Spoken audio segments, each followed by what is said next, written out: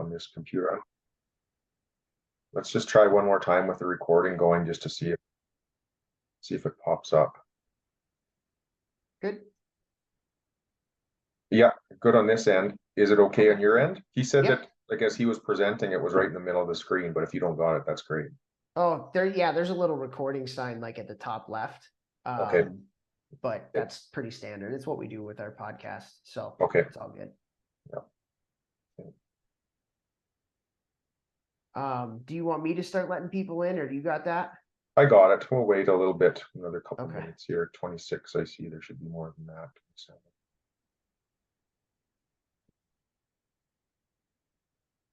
Yeah, I sent out a little bio on you today to everybody that was registered.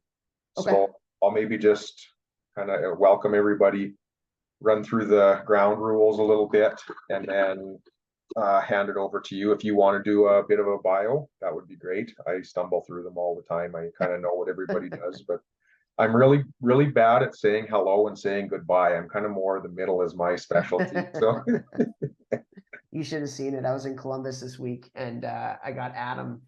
Actually, he volunteered, Adam Fantilli, to speak to one of the youth teams in Columbus. He was there practicing at the same time that they were, and it was really funny because he's same thing. Like, he's all nervous. He's like, yeah. What a beauty. So funny. Yeah. You think he'll project? He'll be a player. Yeah. He works too hard not to. Oh yeah. He works too hard not to. Yeah. And obviously he's got the skill and got everything you need to be a great player. But his competitiveness and his drive are probably his best qualities. Yeah. And so he's And any stories like that, like, I just find, that's the value in somebody like yourself, is to be able to work around the best in the business and share that. Yeah. It's so important for coaches that are dealing with, youth players, to instill some of those things. So that's great to hear. Yeah. Yeah, for sure. I'll maybe kick it open here. Okay. Chat with a few people for a couple minutes, and then we'll hop into it. Sounds good.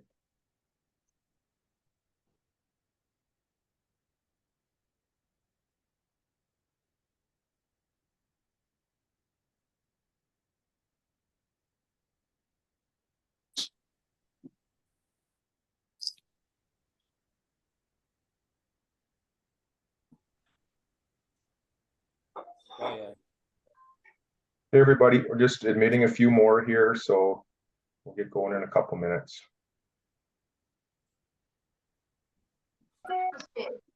Hey John. Hello. How's it going? Excellent. Thank you for putting this on. Yeah, you're welcome.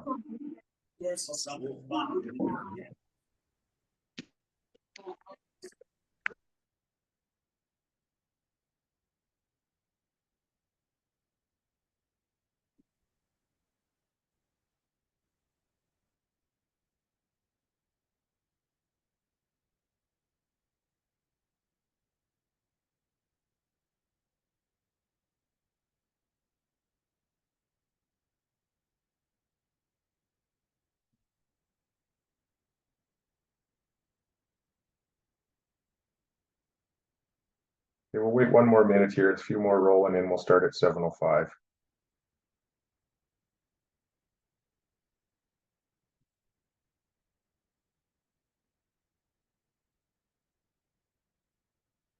Feel free to have your cameras on or off, whatever is more comfortable. This will be recorded. We're gonna put the record button, and if Topher agrees to it, we'll probably post it on our YouTube channel next week. So if you want to be a star, you can keep your camera on.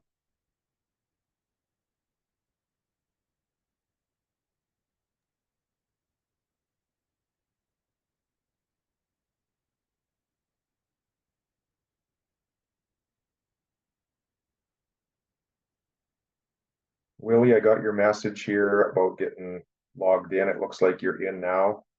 You're the only message we got that's having login issues. So might be just your connection there if you're struggling.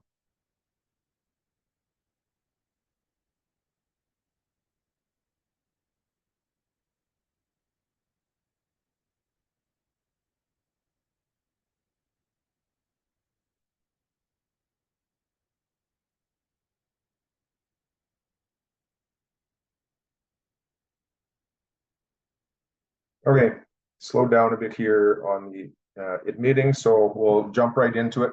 Thanks everybody for taking the time to hop on here Monday night, and I know everybody's probably got something to do at the rink, but great of you to take the time to be on here. Tonight we're going to do about a 45-minute presentation. If you have a really important question that needs to be answered at instantly, just put it in the chat box. I'm going to keep an eye on that, and I can kick anything over to Topher that needs. If not, let's just wait till the end for our questions. We'll do about a 10-minute question and answer period at the end of the presentation. So whatever works for you. No real rules here. We're pretty easy going. So we'll get right into it here. Creating culture and environment is something that, like, anybody that's worked in the game really understand that we've all been on the ice with numerous teams, and there's some that you can just tell are not conducive to acquiring new things, or the learning process is somewhat difficult. It just doesn't happen. And other teams you hop on the ice with and everybody's dialed in, everybody's focused. There's just a culture of excellence where people want to get better and they're hungry for information and they're asking questions. It's a full spectrum, and I've seen both ends of it and everything in between in the last few years here, just in regards to that. So what we're going to talk about tonight, and what Topher's going to present to us, which is kind of his wheelhouse, is just that, how to create a culture and environment that's conducive to development. And just a shout out to the hockey think tank. I know I use it a ton when I'm driving up and down the highway. Topher does a really good job with that, and all of this information that we're going to be talking about tonight, really highly recommend getting his podcast downloaded, and when you're traveling or at the gym, whenever, it's a great listen to just dive deeper into what we're scratching the surface of here tonight. So I did send out Topher's bio earlier today, so hopefully everybody had a quick look at that. I'm gonna pass it over to him right now for a quick introduction bio, but just thanks so much, Topher, for hopping on and doing this for us. It's much appreciated. Yeah, thanks so much, Mike, for having me. I'm so excited to talk to everybody here tonight. Just a quick little story before I get started, probably pretty funny. I'm sure there's some Oilers fans on this call here. But I remember my first couple weeks as a college recruiter. We got a tip to go and watch a kid up in Ontario who played for the Toronto Marlies '96 birth year group. And I remember not really knowing the landscape yet. I just kind of got the job a few weeks before that. I remember going up and, I'm watching the game, and there's this kid wearing 97 playing for the '96 Marlies team. And I was like, who is this kid? Like, this kid is unbelievable. What? Like, and so I go up to somebody. I'm like, is this kid a 97? He's wearing 97. It's a '96 birth year. Like, who is this kid? And the guy looked at me like I had 10 heads. Like, are you kidding? You've never heard of Connor McDavid? And I was like, nope. But it's just pretty funny. And obviously his legend continues here to this day. So just a funny story there for any of the Oilers fans. But yeah, Mike, thank you so much. You do such a good job for everybody in Hockey Alberta. And I'm so excited to share some stuff with all of you here today. Just to start off with a little bit of a bio of my journey to how I got here. That shaped a lot of this presentation that I'm going to give here today. And so grew up in Chicago, played my junior hockey, was fortunate enough to play in my hometown with the Chicago Steel in the USHL, played college hockey 4 years at Cornell University. And then a couple of years after that, got right into coaching. I spent 1 year as a graduate assistant coach, getting my master's in sports studies at Miami of Ohio. I coached for 5 years after that at my alma mater at Cornell. And this past year, just for the year, I was up at the University of Michigan with their program up there. In between, I was a youth hockey director at a couple different spots. And I started this company, the Hockey Think Tank, more as a passion project than anything else. That's turned into a podcast and a viable business that helps me to feed my family here today. So I've been a lot of different places. I've been fortunate enough to learn from just some incredible people. I'm a big believer that you are the byproduct. I'm sure everybody's heard it, of the 5 people you surround yourself with the most. And I've been very blessed to be around some amazing people. And one of the things that I've been very fortunate on is I've been associated with and worked for programs that had incredible cultures. I've worked at 3 Division I programs and won championships at all 3 places. And, obviously those teams were talented, but the cultures were incredible. Were really, really incredible. And I've also had the opportunity, one of the things I do is I travel around the US and Canada, doing team building and culture building with a lot of different, programs, whether that's the youth level, or the all the way up to the college level. And the biggest thing is that there's not one right way to do it. There's not one right way to do it. When you want to build a culture, I'm a really big believer that a culture is a living and breathing organism that gets better or it gets worse based on the amount of time and effort that you're putting into it every day. And so there's not one right way to do it. It's something that you always have to work on. And the best part about it, there not being one right way, is that the coaches that I've been around that have done it the best are themselves. They're authentic. The first 2 teams that I ever did team and culture building with were 2 Division III schools out in the East in New York. One was Utica College and one was Oswego College. And I'm not sure how familiar people are with the Division III level here down in the States. But those 2 programs are generally in the running for a national championship every year. They have great programs, and they literally were the first 2 teams that I did culture building with. And I can't tell you how different the experiences were in working with those 2 teams. The first team was Utica. Their head coach is a guy named Gary Heenan, who's had a ton of different success. The way that he is and the way that his culture was built, it was very laid back. It was relaxed. People were vulnerable, like people weren't willing to share, or people were willing to share. It was just like a very laissez-faire, just really interesting environment being a part of that. And they have a chance to win a championship every single year. The next team I did it with is Oswego, who's coached by Ed Gosick, and it was very much a little bit more like professional. Everybody was wearing their polo and their khakis. They came in at the same time, they left at the same time, just a very different environment. And it just goes to show you, it was a really good lesson for me to learn right away as I was embarking on this journey of building culture with teams, is that there isn't one right way to do it. You got to be yourself. It's got to be authentic. And the team takes on the personality of particularly their head coach, but their coaching staff as a whole. And so I just really, when I start this stuff, don't try to be somebody that you're not. Bring the best version of you to the rink. And that's the best thing that you can do for your team in building the culture, is bringing that best version of you as a coach, as a leader, however that may be. And so with that, Mike, you ready to go? Share my screen and we'll get her going.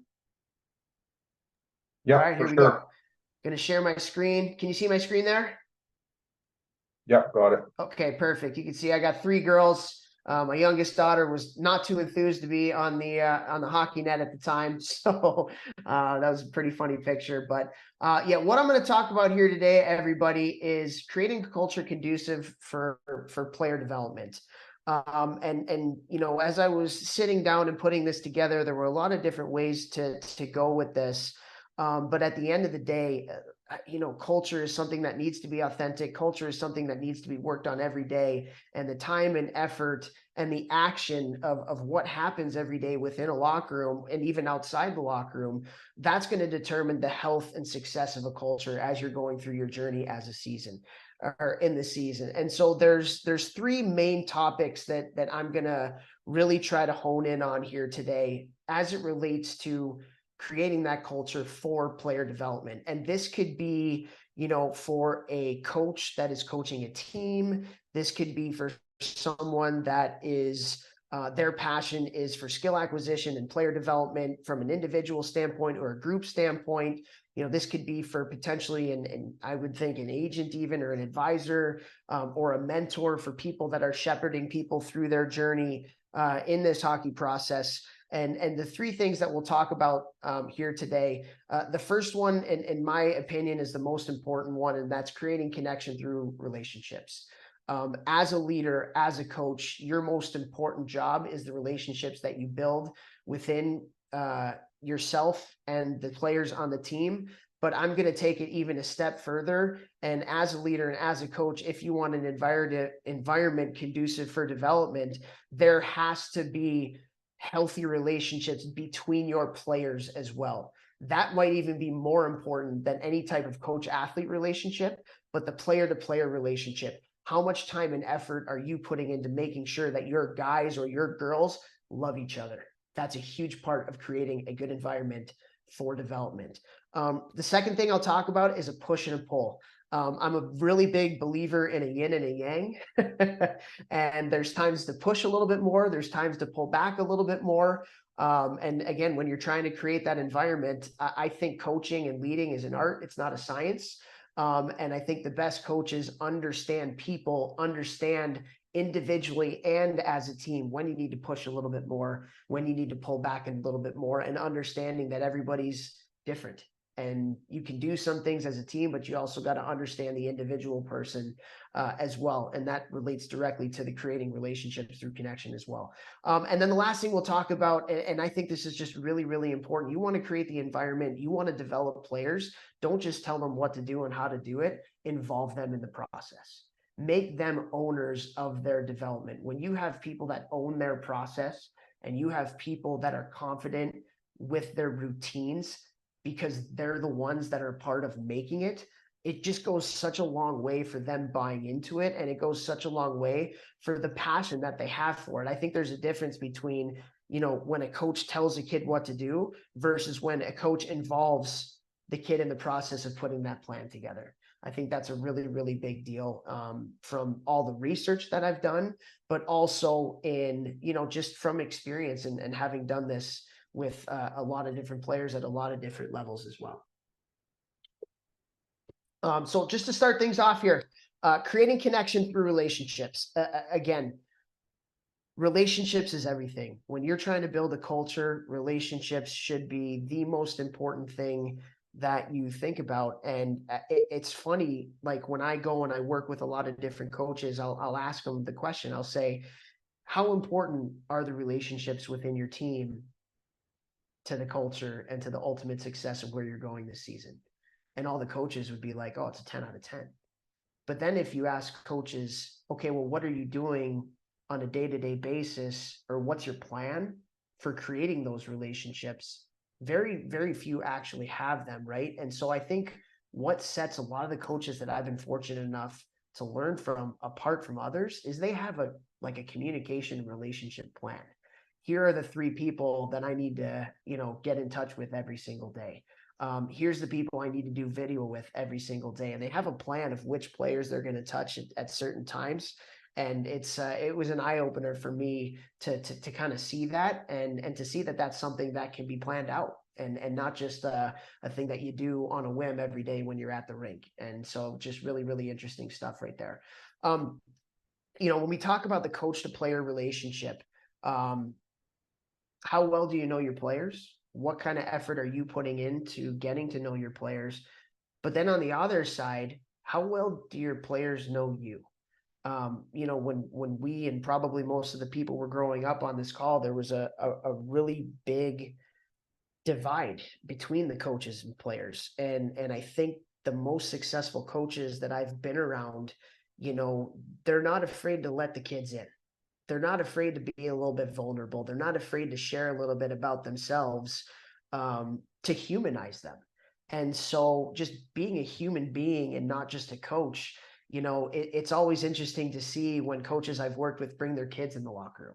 And now the players get to see them as a dad and not just a coach. Or they'll bring their wife in and they'll see them as a husband and how they treat their wife rather than just a coach. They'll bring their mom and their dad in and they'll see them as a son or a daughter rather than just a coach. And I think that the more you can humanize yourself through letting the people in that you're leading into your lives, I think it goes a long way for your connection with them. And I think it goes a long way for the buy-in that you're trying to create from the player to you as a coach when you do those things. And so moving on, I think if you want to create a connection with your player, I think the 3 things that are the most important in doing that is number 1, authenticity. You have to be you. I think kids are too smart. They'll know when you have an agenda. They'll know when you're trying to get something out of them. They'll know if there's an angle, that what we talked about when we were younger was mind games.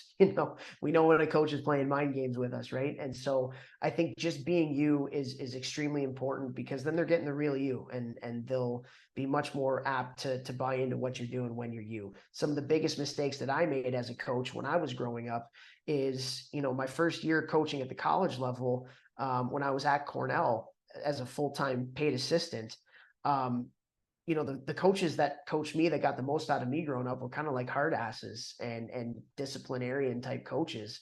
That's not who I am. I'm more positive energy, bringing the energy. And so I found out pretty quick from our players, like, I was trying to be the disciplinarian, because that's what I thought you needed to do as a coach to get the most out of people. And I was losing respect in the room. And I thank God, like, a couple of the guys came in and they were like, Toph, like, what are you doing? Like, just be you, man. Like, just be you. And so I did, rather than like looking for mistakes and putting people in their place. I was focusing on what they were doing right, and doing positive reinforcement. Instead of getting into guys, when they were doing something wrong away from the rink, I would take them out to lunch. That's more me. And I got more out of my players and built better relationships by doing that stuff. And at the end of the day too, like, I enjoyed coming to the rink a lot more when I was just authentically myself too. So authenticity is a big one. Vulnerability, let them in, like we talked about. Like, let them in, share about yourself. Bring your family in. Like, the more you can humanize yourself, and the more you can share stuff about your journey, about your process, the more I think you'll be able to connect with them. And then the last thing is, like, I think the greatest skill of any effective communicator, or anybody that can build connection, is listening and having empathy. Put yourself in their shoes. So many times as a leader and as the person looking down on whoever we're leading, or the players, or whatever it may be, we're just looking at it from our point of view and our perspective.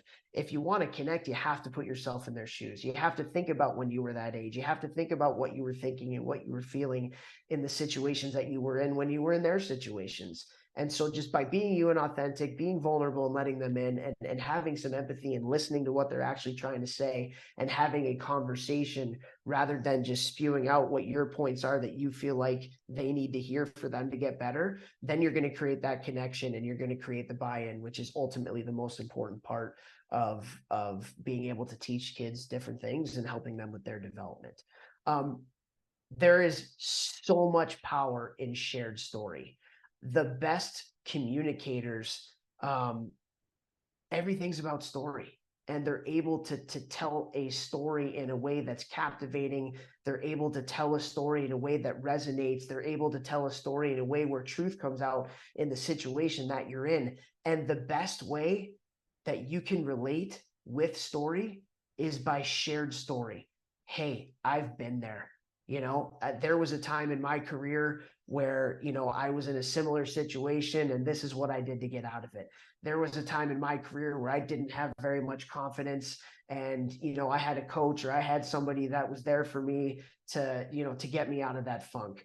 I think at times when you're able to share an experience that you've had that is very similar to the experience that the player is having, that you are communicating with, it goes such a long way, again, to create that buy-in and finding solutions to the problems that they are in. That type of environment is one where the kids feel like they can bring their best selves to the rink. And that's ultimately the environment that we're trying to create to help them develop into the players and the people that they ultimately, at the end of the day, want to be. I love this picture for more ways than one. The tip of the iceberg, what people see, you may know me, but you have no idea who I am. The stuff on the bottom is so incredibly important to get to know your players. Everybody has a story, and there's a reason why we act the way that we do. All we really do is we see what happens on the surface by people's actions and what they say. But there's a reason they act that way, and there's a reason they talk like that and have that perspective on their life. And, personality has something to do with it, but also the people that surround you has everything to do with who you become. And then that shapes your perspective and your previous experiences too. And so the more we dive in to get to know the bottom of the iceberg, the more we'll be able to understand what makes people and how it makes them act the way that they do. And when we have all of that information, we're able to connect more with people the more that we know about them, right? And so again, the best coaches that I've been around, it's intentional. It's intentional, and they have a plan with how often and how they communicate with their players, right? It's an intentional effort, and they're proactive in their communication versus reactionary in their communication. Because a lot of times at coaches, and I'm guilty of it, everybody's guilty of it, we, we get to situations and we act accordingly based on what happens. But if you effectively communicate beforehand and you're proactive with your communication, now we're not only just, coming to kids when there's problems and they need to change, but we're also providing the tools and skills necessary to them beforehand. So maybe that problem doesn't even arise, right? And so, the best coaches, like I said, they're proactive with their communication. They have a plan, as opposed to, shit, here's an issue. Now we got to deal with it. And so a lot of that goes into just really getting to know the players and what makes them tick and what's their story. Just goes a long, long way to creating that environment. And again, I love this too. Like, I'm sure everybody's heard it. Players don't care how much you know until they know how much you care. Pat Quinn, obviously an extremely successful coach for a long time. I've heard other coaches say similar things in that iteration. But it's so true. If you want to create an environment and a culture, you got to care. And there's guys, there's like, and for the girls on here, like, there's such a difference between saying you care and actually putting actions in place to show people that you care. Every coach says they care about you. Not every coach does things on it, whether it's a day-to-day basis or at times during the year, to actually show the kids that you care. There's one thing to say it, there's another thing to show it. There's a big difference. And if you want to, again, create that environment where people can develop into the best versions of themselves, you have to show them that you care. Maybe it's a text every once in a while. Maybe it's a handwritten note in their locker. Maybe it's just bringing them into your office for a meeting to talk about nothing other, or to talk about anything other than hockey. Maybe it's, hey, come in and watch a video session with me. There's some things that I want to show you, and you highlight some of the positive things that they did. Like, all of those things, it's showing them that you care. It's not just saying it. Put your money where your mouth is. And then at the end of the day, like, building relationships is not always easy. And a lot of times, like, for me, the best teams that I've been involved with, they became close, and the relationships and the work that we built through the relationships really shined and helped us to succeed. It was during the tough times. It was during the slumps. It was injuries. It was, tough different things. And like, I use the example last year. So last year I was at the University of Michigan, and one of our players got a viral infection and seizured and was in the hospital, and they had to put him in a coma. And we didn't know if he was going to live or he was going to die for a couple different days. And, eventually he made his way out of it. But the care and the relationships and how much love came from that situation. And thank God he ended up out on the other side, and he ended up playing at the end of the year. That brought us together, because we understand that life is a fragile thing, and we got to be there for one another. And our leaders did an absolutely incredible job in the toughest of situations. And I credit a lot of our success. Again, we won the Big Ten last year. We made the Frozen Four. A lot of that had to do with the intentional work that we put into relationships. Another thing that our head coach, Brandon Dorado, did last year, and Mike, I know you know him a little bit. We, at one point in the year, we're like, we got to give these guys an optional day. We've been grinding, we've gone through all these ups and downs and so much adversity. And so one of the days we made an optional day, and we basically told the players that can skate and told the players that they had to take a day off. And, he was in his coach's room, and he had, a lot of players come in and talk to him on a one-on-one basis. And, the crazy part about it is afterwards, we kind of reconvened as a coaching staff, and he was like, man, I just found out that we have like a lot of guys that are feeling anxiety and a lot of pressure to perform right now, and they're not in a good headspace. And had we not done that, and had he not done that and put in intention into building those relationships and having those conversations, like that was really good information for us to know. And so, for the rest of the year, like we were really mindful about that. And we had something called Mental Health Mondays, and Nar didn't go on the ice for Mondays, and he was just relating with the guys who didn't want to practice. He was bringing them in their office, and he was talking to them and finding out about their days and finding out what was going on in their lives. And it just went a long way to our togetherness as a group, and ultimately, how we had a lot of different success, and a lot of that happened through building unity through the tougher times, right? So that's a lot of player to coach type relationship building, which I think is extremely important. The next one I'm going to talk about is player to player, and how can players build a love within the room. One of the things I do when I travel around, particularly to higher level or older teams, the first question that I ask is, how many of you in this room have won a championship before? And in a college locker room, let's say 50% of the guys or the girls have won a championship. So 50% of the people will raise their hands.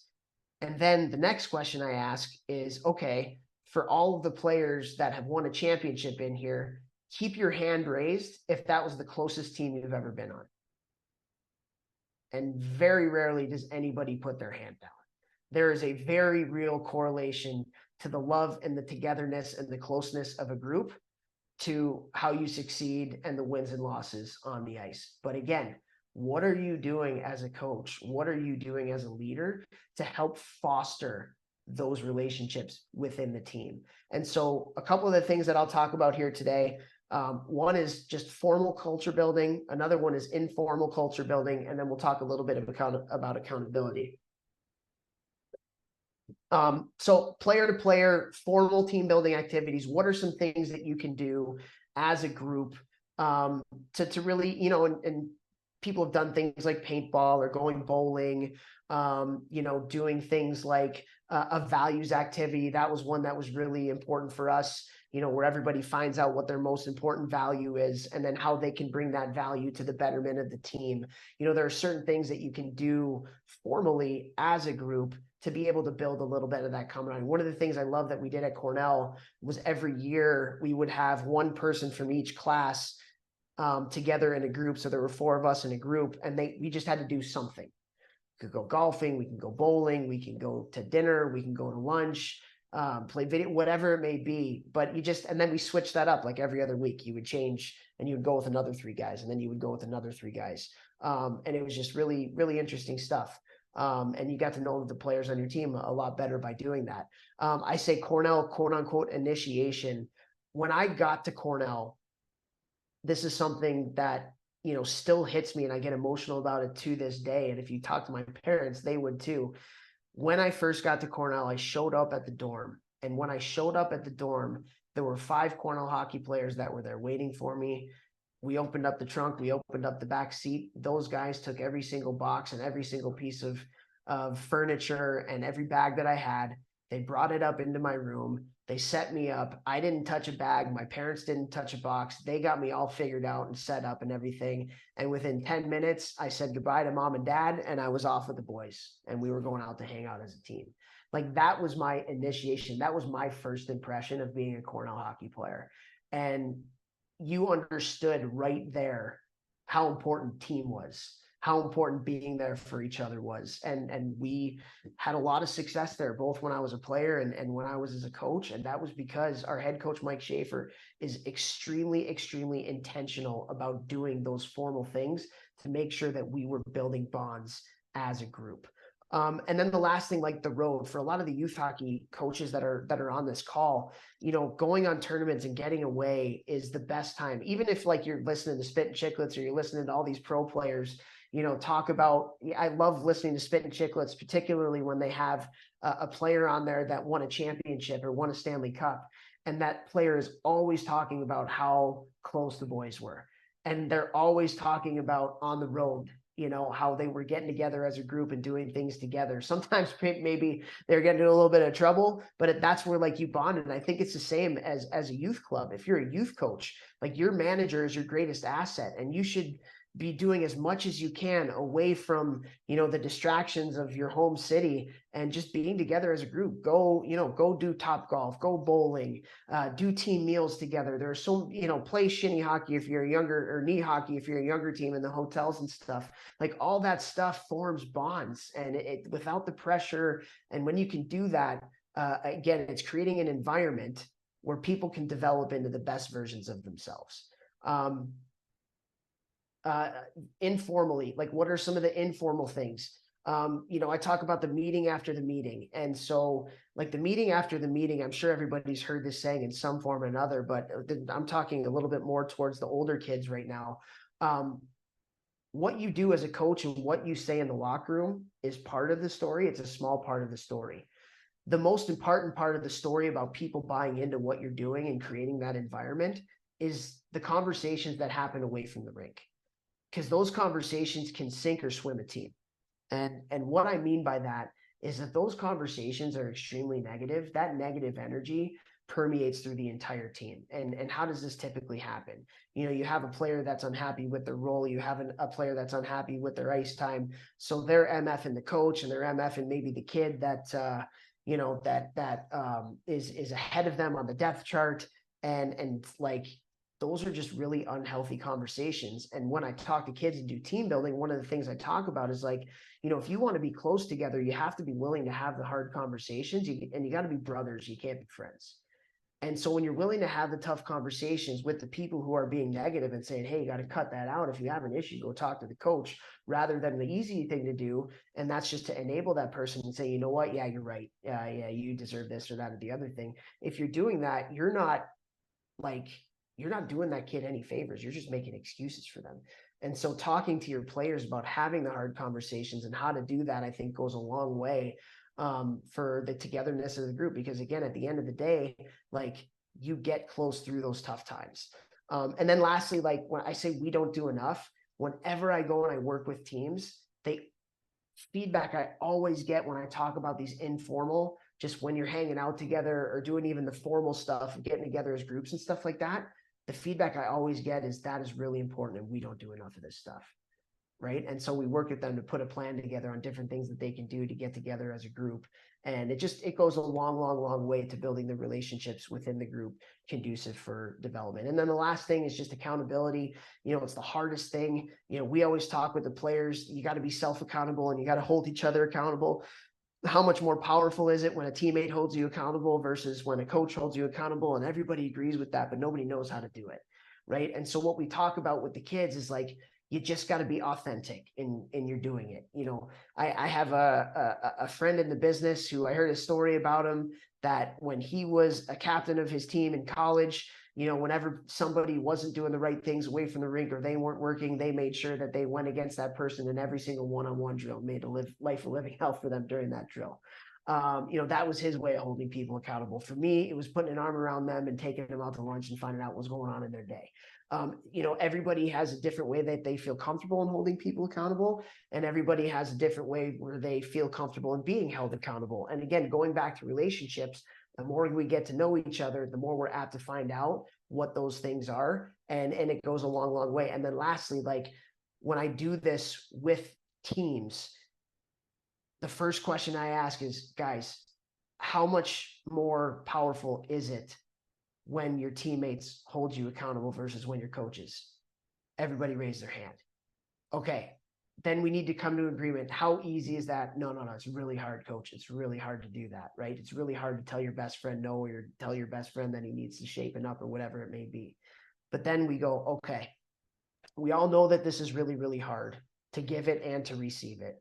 We all know, but we all know that it's really important that this kind of accountability happens within our group for us to become close and to get to where we want to get to. We need to come to a pact right now that all of us in here, when somebody on our team holds us accountable, it's not personal. It's not personal. They're just trying to make us better. And this, out of all the team building things I do, I think is the one that hits the most based on the players' body language and based on the feedback that I get from the coaches afterward and the players afterward. That accountability is such an important part to building that environment within the group. So again, it's not just about your relationship with the player that creates the environment conducive for bringing the best version of themselves, but it's also the connections that are created within the group at the end of the day as well. So that was a lot. Sorry about that. But it's something, again, I spend a lot of time on it because at the end of the day, the relationships are the lifeblood of any organization. And the more healthy the relationships are, the more healthy the culture is going to be. And the less healthy the relationships are, the worse off the culture is going to be. The next thing I'll talk about here, guys, is, I read this book called The Dichotomy of Leadership by Jocko Willink, who was in the special forces in the United States military. And I just want to read a couple of the chapter names that he had on here, because it's really interesting. There's a push and a pull to everything that we do. There's a yin and a yang to everything that we do. And the introduction is called Finding the Balance.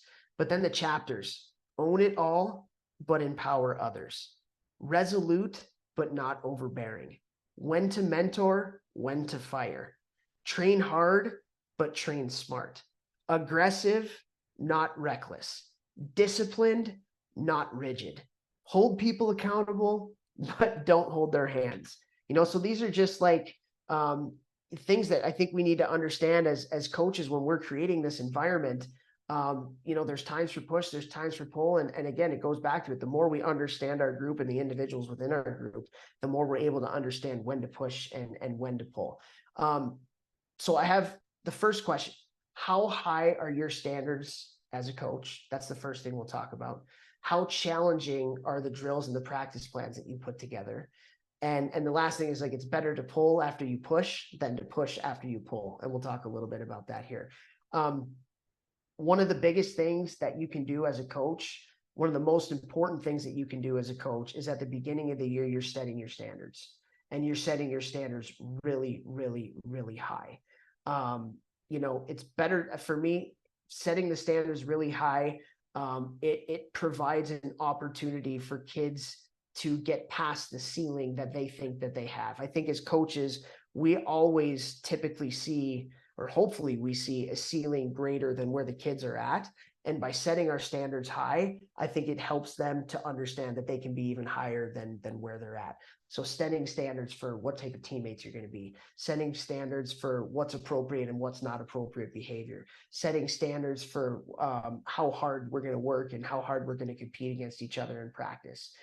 Just really taking some time before the season, yourself and with your coaching staff, to set those standards, and then how you're communicating that with the players. Now, that's the easy thing to do. The hardest thing to do as a coach is being consistent and holding people to those standards. When you're a youth coach or you're a high-level coach, you're practicing 3, maybe even 4 times a week. It's hard to bring your A game. It's hard to bring your best as a coach to all of that. But it's your responsibility. And how consistent you are with your preparation, how consistent you are with your communication, and making sure you're holding the kids to the standards that you've set and not letting them slip, even if they're the best player. Most importantly, if they're the best player, because then you're setting the tone for everybody else. That's a really hard thing to do as a coach, but that's what the best coaches that I've been around have been able to do. So setting standards really high, pushing really high. One of the things that I always do in my preseason parent meetings with youth teams is I say to the parents, my standards are really, really high, and I'm going to hold them accountable as best as I can to those standards. And there are going to be times where I'm going to go probably too far. And I define what being hard means. I define that being hard doesn't mean screaming and yelling and, kicking kids out of practice. Being hard is just being consistent in my accountability every single day to making sure kids are hitting their highest standards, right? And so just being consistent with that, extremely, extremely difficult, but it's a big part of us getting the most out of the players at the end of the day. And then again, like, how are you authentically communicating what your standards are and holding people accountable? I think that it goes a long, long way. The next thing we'll talk about as it relates to push and pull, you know, Brian Kane, who is now one of the top skill development coaches on the Blackhawks, but he runs a company called Prodigy Hockey. And for me, he is one of the smartest hockey people I've ever met. And he does so much research, not just on the game itself, but how to get the most out of people and how to get the most out of groups and how to create the plan to make sure you're doing that. And so I asked him about drill design, and I asked him if there were 3 things that you thought were really important as you were putting a practice plan and drill design together, what would they be? And the first one, which is the one I really want to hone in on here, is clear objectives and appropriate challenge points. And so it's in the academic world, in the coaching pedagogy, a lot of what coaches are talking about today are failure rates and success rates in practices and in certain drills and tasks that you're trying to get the kids to do. And so understanding when to make it a little bit harder because you can challenge a kid a little bit more, understanding that they're going to fail and that that's a part of the process, and reiterating to them that, yeah, I'm making this very, very hard. But I'm just trying to get you outside your comfort zone right now. But then also understanding when to pull back, you know, and understanding and seeing a kid and say, okay, let's maybe let's come back a little bit and let's take away this progression and we'll just get back to the fundamental of what we're trying to do right now. So there's a little bit more success rate in that task that they're trying to do in that drill. So clear objectives of what you're telling the kids to do, and then the appropriate challenge points. How hard do you make it the push? How much, when you need to pull back, when they need to have a little bit more success. Another thing about drill design, players need to be making decisions that they would make in a game. I think that's a huge part of practice to game transfer.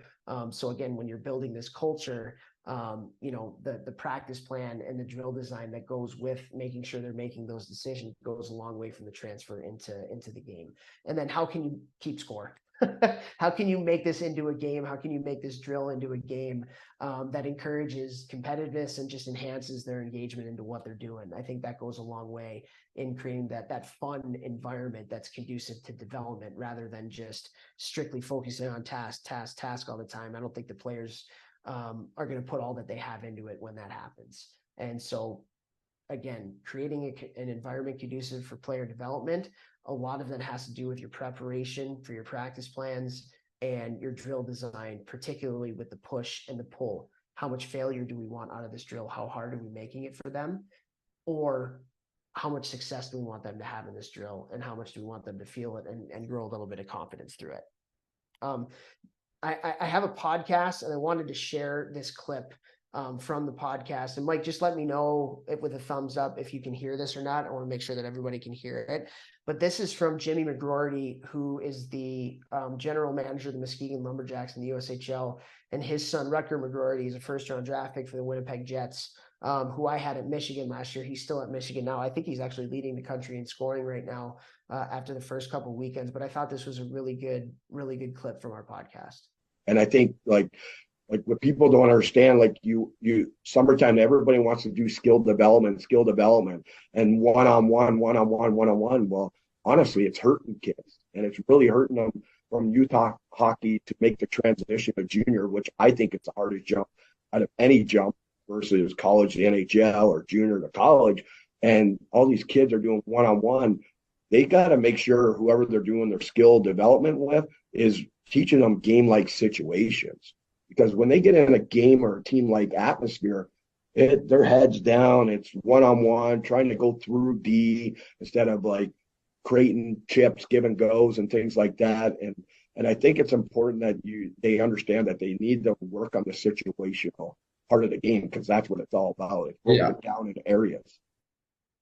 Yeah, I love that clip because, when we're creating the culture and we're creating the environment to bring the best out of people, when I've been fortunate enough to work with really good, and I've been on the ice with Kaner, I've talked to Mike at length about things like this. Brandon Dorato's big on this. Again, like we got to make sure it's a collaborative environment. It's a collaborative environment where it's game-like situations. And honestly, like the players probably get more out of talking with each other. What'd you do here? Why'd you do that? I was open here. What's going on? Like, then maybe even what you're talking to them about as a coach. And so just fostering that collaboration as a group, I think goes a long, long way into building that culture and ultimately getting the most out of the development. And I think for the players. And then authenticity is everything. You know, for you as a coach, if you want to create the environment, you have to live it as well. If you want to create a collaborative environment, but you're not collaborative, then you're not going to have a collaborative environment. If you want an environment that's fun, but you're not having fun, people aren't going to have fun, you know? And so lessons are caught, they're not taught. You know, what you do speaks so loudly that I can't hear what you say. I love that quote. And, you know, so the way that you act is ultimately what's going to create the culture and create the environment. Like I said, I'm a big believer that teams take on the personality of their coaches. And then effective, authentic, consistent feedback is key. You know, providing feedback and creating a culture where feedback is important. And when you ask for feedback from your players on what things that you can do to be better, that just opens up the door and creates that connection where now they're like, oh, he wants feedback. Like, that's cool. Like I'd like some feedback too, you know, at the end of the day. So being yourself with the feedback, making sure it's consistent, and just effective, it goes so far into creating that relationship with the players, and ultimately creating that buy-in and building that culture. The last thing I'll talk about here today is I think it's so powerful. If you want to create a culture that is conducive for player development, the players have to own their process. And they have to be a part of building the plan. They have to be a part of, you know, putting together the building blocks to be able to execute on that plan, right? And so the two things we'll talk about goal setting and we'll talk about building the blueprint. Goal setting is something that I think, I don't know if we do a great job as coaches in goal setting ourselves. I think as coaches, we need to set our own goals. But I don't think we do a great job, and I'm putting my hand up here too, of really emphasizing with our players how important setting individual and team goals are, to get the most out of them. And so I really took a deep dive into this summer and read a lot of books and talked to a lot of people who do some really cool things in the goal setting department. And the first thing is I think there's a difference between a dream and a goal. You know, the dream is to win the championship. The goal is, okay, what are some goals that we're going to set to, like, what are the things we're going to do every day to be able to achieve that dream? Individually, you know, I want to play major junior, or I want to play in the NHL. I want to play college hockey. That's the dream. The goal is, what are the things that we're going to do every day to be able to realize that dream, right? And so just a couple things that I think go a long way as you're setting your own goals and as you're working with your players to set their own. Number one is every study will tell you that if you write it down and check it off, you're way more apt to actually do the action necessary of the goal that you've set.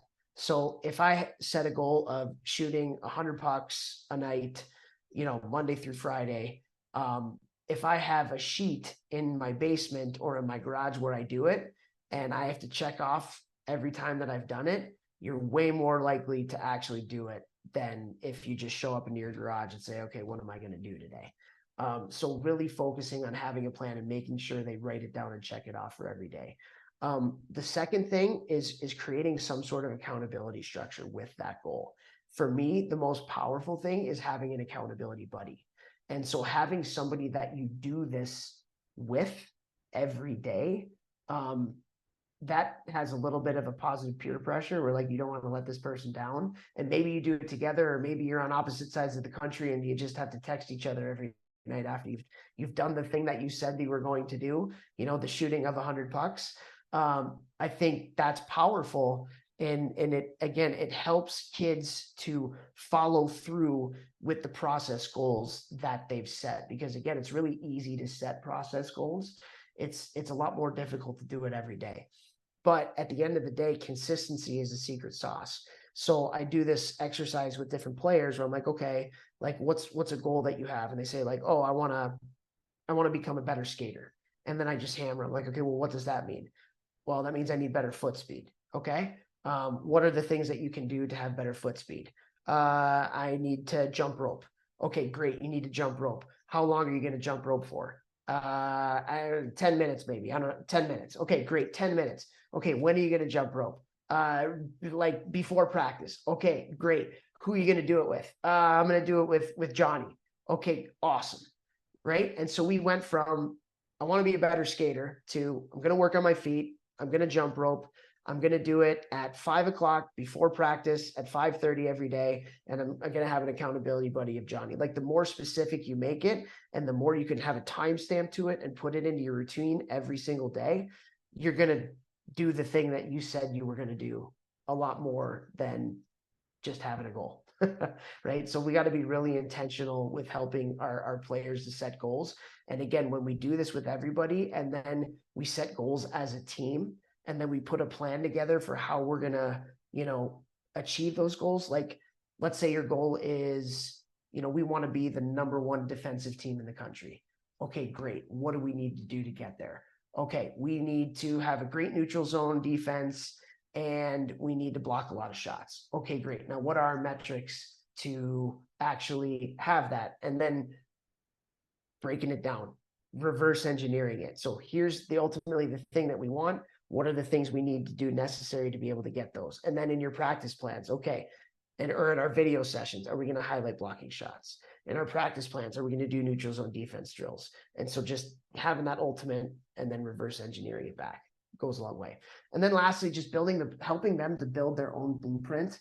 I think self-awareness is a superpower. I had dinner once with Scott Young, who at the time was the director of player development for the Pittsburgh Penguins. He's in the U.S. Hockey Hall of Fame, played in those World Cup teams back in the day, U.S. versus Canada. Those were unreal. I think back in 96 or something like that. And I asked him, as somebody who's up and down with, the NHL team and the AHL team, I asked him, like, what is it that sticks? Like, what are the intangibles? What makes a player stick in the NHL? What's the separator between a player that plays in the NHL and sticks there versus somebody that continues to go up and down or just can't quite get over that hump? And I'm expecting him to say some sort of hockey thing, right? And he said self-awareness. And I was like, whoa, that's powerful. What do you mean by that? And he's like, no, they understand who they are. They understand their strengths and their weaknesses, and they play to their strengths. They understand what their role is on the team and what they need to do to help the team to win. And so once they figure that out and once they know who they are as a player, then they succeed. So what can we do as coaches in our goal setting and in our conversations and in our communications to help the players become self-aware, to understand who they are, what version of them is best when they come to the rink? I think that's a huge, huge, huge part of it. And then again, help them when they become self-aware to create their identity as a player. Help them to create their identity, what's important to them and how it's important to the team.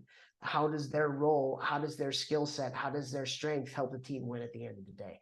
And kind of combining those two, helping the player to understand and realize those things. And then at the end of the day, ownership is a superpower too. When they own their process, for all of the players that I've been fortunate enough to play with or coach that have gone on to do great things, one of the consistencies with all of them is they owned what they did. And they were accountable for what they did. And so when you are creating an environment and creating a culture where ownership and they have a piece and a stake of their company, if that's what you want to call it, it creates buy-in and creates a better relationship between the two of you and ultimately helps to create that environment and create that culture where people can bring the best version of themselves. And I know the name of this is creating a culture conducive to player development. For me, that's creating a culture where everybody feels that they can bring their best self to the rink at the end of the day. So what do we talk about here today? Creating connection through relationships, a push and a pull, when to push, when to pull, and then involving them in the process. I think those are three things that really can highlight and help you to create this kind of culture and create winning teams that have a heck of a lot of fun together. So at the end of the day, if you liked anything that I said or you want to push back on some things, I'm always looking for feedback as well. Feel free to email me at any time. We have a podcast, the Hockey Think Tank podcast. I'm also on social media at the Hockey Think Tank. And so reach out at any time. I love having conversations with coaches. I love collaborating. I love when people challenge me too and make me better. So would appreciate if anybody had some thoughts to shoot in my way too. So went a little bit longer, Mike, than I thought I was going to. But sometimes I talk a little bit too much, so I apologize about that. But this is something creating culture is something I'm extremely passionate about, and hopefully, hopefully you guys took something out of this that can help with your seasons. Nope, that's no problem at all. We kind of don't have a real set time schedule for this one, so all good. Just one follow-up question.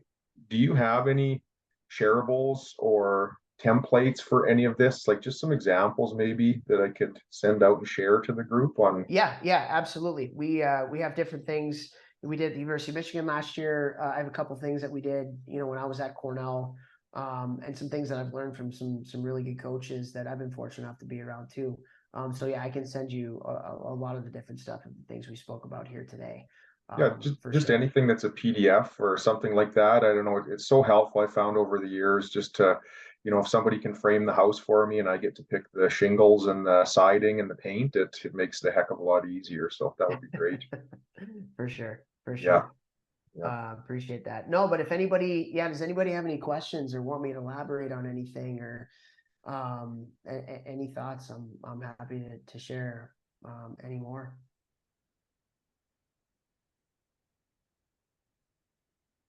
If nobody's got anything, I'll ask a couple. Feel free. Oh, there's one. Okay, yeah, sure. Mike, hey Topher podcast, listen to it all the time. Appreciate that. Can you give me some advice on building a culture of inclusivity for my daughter, who is the only girl on an all boys team? She's 13, plays on a top tier team, is one of the top players, but boys don't want to play on her line. So Mike, the first thing I will tell you is I'm not the expert here. I have 3 daughters myself. They're a little bit younger. They're 6, 4, and 2. So I'll be sitting in your shoes here in a couple of years. I think at the end of the day, I think really helping players to understand that focusing on the things that you can control it is all we have, right? And there are so many different ups and downs and twists and turns and roadblocks, whether it's something that happens with an injury or certain team dynamics like this one that can hinder our development. But I think the best thing that we can do is just continue to encourage our players to focus on the things that they can control, be the best version of them. And also, I think it's good to really emphasize with our kids that it's okay to have tough conversations and it's okay to speak your mind. And so, maybe your daughter at this point doesn't feel comfortable in, going to a couple of these players that she feels like is giving her some crap and say, hey, I want to help this team win. When you guys are doing this, it doesn't make me feel very good. And I just want to help you guys be better. And I want to help the team win. And that's a tough conversation. But I think when we can emphasize that, I think that's a great skill, just a life skill in general to have, is to learn how to have those tough conversations. I would recommend doing that too. Speak your mind. And when there's a problem, don't be afraid to advocate for yourself and get to the bottom of it for sure. Adam has a question. Any good book recommendations on coaching and leadership? Yeah, I got a ton. I love to read. I think what I'm going to do actually. I'm going to share my screen again here, Mike, in a sec, because I actually have a slide of a lot of the books that I've read. And let me just get that up really quick. Here we go. I'm going to share my screen with you guys here. All right. So this is, basically the team building presentation that I do. And I always lead off with, different books that I've read. And here's a lot of them that I thought were really good. Some of them that really stuck out to me as I'm looking at this list. I think anything you can read by John Wooden is incredible. I think John Wooden is not only the greatest coach of any sport of all time, but he's an unbelievable like philosopher. And so, anything by John Wooden is incredible. One of the books I really liked was The Gold Standard by Mike Krzyzewski. And he talks about coaching the U.S. basketball team that ended up winning a gold medal when USA Basketball, who was really talented but never was winning, they had to figure out how to build the culture to be able to win. And so that was really, really good. Phil Jackson, 11 Rings and Sacred Hoops. I think Phil Jackson is incredible. Anything by him is really, really good. And then the last one, and this is more from a personal standpoint, The Subtle Art of Not Giving a You Know What, was a really powerful book for me. I think a lot of people, and myself incredibly included in this, care way too much about what other people think. And this was a really good, it's almost like a self-help book, honestly, to get you to focus on, like, the basic thing is like, there's only so many F's we can give during a day. And so give an F to the things that are important and figure out what's important to you. And don't worry about all the other noise was kind of like a big piece of that. And don't worry about what other people say or what other people think, just be you. So that was a really good one for me too. More from like a personal development standpoint. Let's see here. We got a couple other ones. Awesome questions here, guys. So any differences you might be able to share with the approach for female teams on culture? Lots of similarities, but wondered if you've heard any differences from the female collegiate coaches that have been effective in their culture building.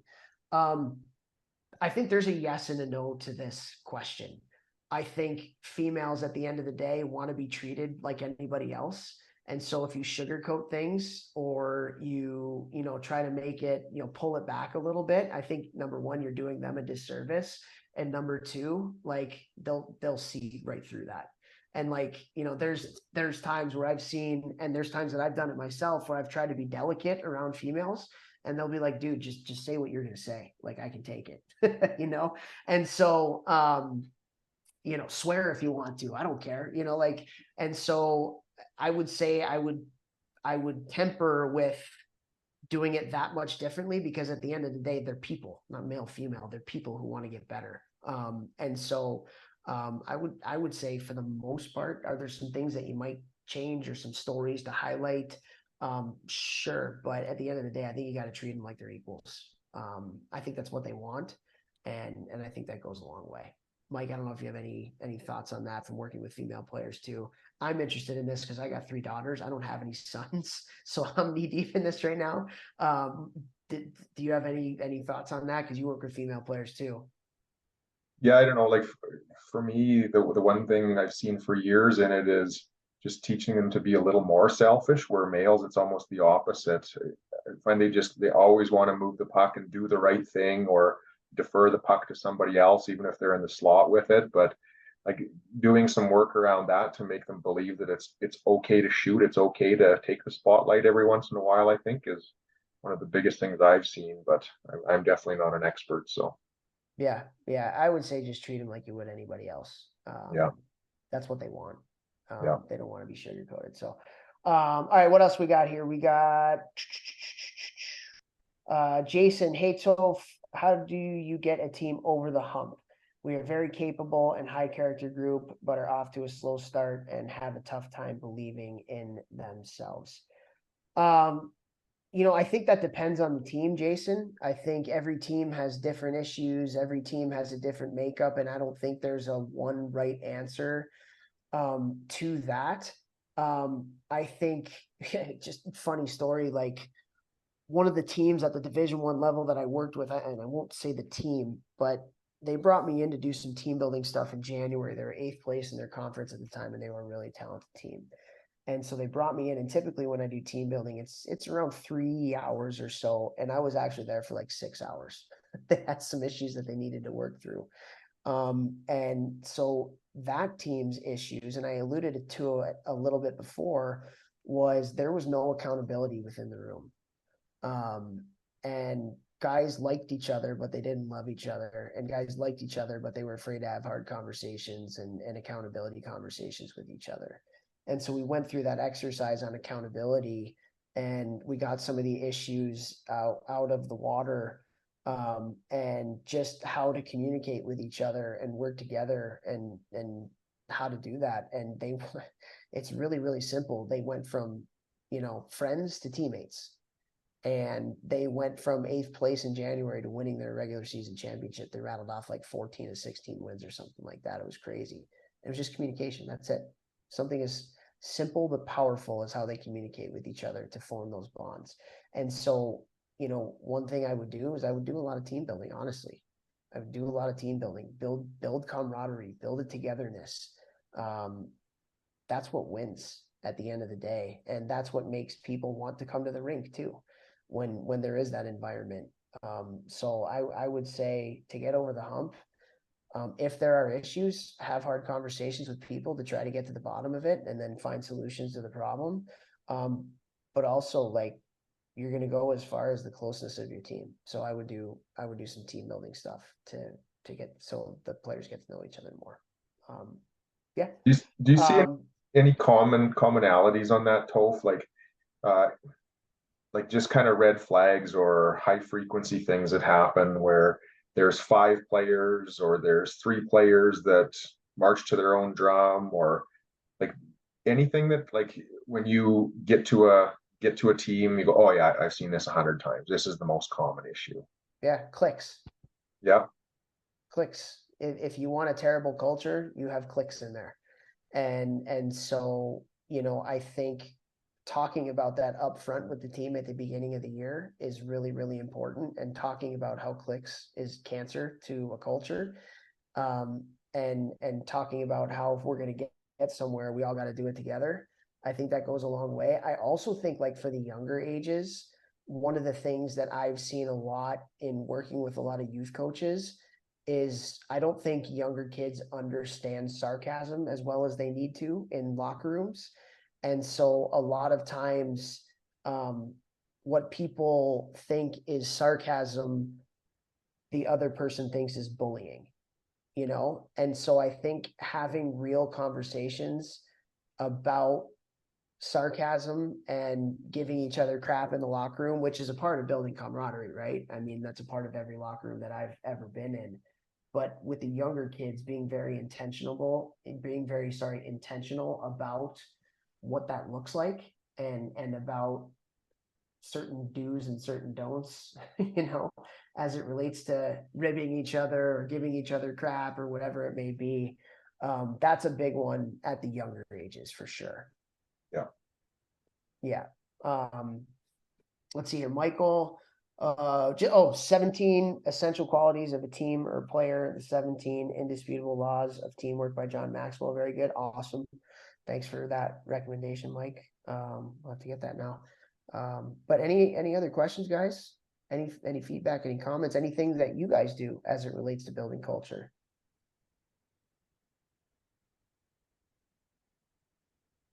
A lot of shy people, maybe. Yeah, that's kind of the regular, everybody just wants to listen and not participate too much on these. So Sounds so good. yeah, no, we'll let you go, Toph. That's a lot of your time here. We really appreciate it. And for everybody that's still on here, so check out Toph's podcast and also Instagram too. I don't know, do you do it weekly or every couple days? Every day. You're I try to do it every day. I should say I try to do it every day. yeah, really good. Like little clips from the NHL or from different plays, but just a quick shot of, hey, here's something to look for coaches and kids. It's excellent. So Awesome, yeah, make thank sure you. you give them a follow and check it out. And but other than that, we'll let everybody get back to your Monday night. And thanks so much for taking the time again. I really appreciate it. It's so nice just to build a library of this information that we can share throughout our peer group and continue to One bounce. more thing to add really quick, Mike, as everybody's kind of getting off here. I just want to thank you guys for doing this for Hockey Alberta, but I also want to thank you, all the coaches that are on here, because you're going above and beyond certainly the minimum to help have a positive effect on the kids' lives that you're coaching. And so I don't think coaches typically get thanked enough, because it's at times it could be a thankless job, and a lot of times it's a volunteer job, and we're putting in a lot of hours and not necessarily seeing a lot of gratitude coming back our way. So before we got off, I just wanted to make sure I thank everybody for investing in your personal development, because it does have an impact on the players. And if you learn one thing from any of these Zoom sessions that Hockey Alberta is doing that's going to help make a positive effect on a kid, then it's an absolute win. And thank you guys for putting in the effort to do that. Well said. Thanks. All right. Thanks, everybody. Okay. Thanks, gang. See you, Toph. See ya.